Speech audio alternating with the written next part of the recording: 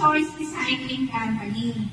It is a combination of economic benefits and environmental protection. Ang kagandahan po nito, kumbaga, kikita na tayo, nakakatulong pa tayo sa environment. Nag-join po ako ng Ecomamoni last July 4, 2024. Alos sa sumbang mahigit po, kinuha ko po yung R2. Nakita ko, papaliwanag ko mamaya.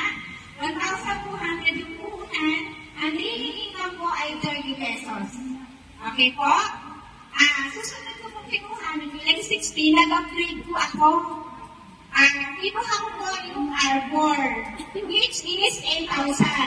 Ang daily income ko, 265 pesos. Okay, maganda po, di po ba? Nakabili na rin tayo ng next pangangailangan sa ating tahanan. And then po, dito po, August 9, binigyan po ako ng pagkakataon. Sabi ko, maganda yung company, but hindi ko i-try. Buwan ko po ito, R5. 26,000. Ang daily income ko, 866. Okay po? Araw-araw po na matatas ka lang mag-recycle, ikita ka po ng 866. Kung paano ka po ginagawa, yan papaliwanag ko po isa-isa. Okay po? Ang kagandahan po nito, sinasabi nila, saan ba nasimula ang Ecomamoni?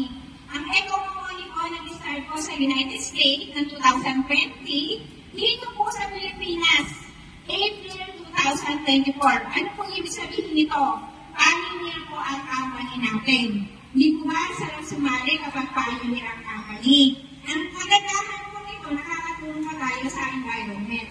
More on recycling. Ang recycling po ang nasa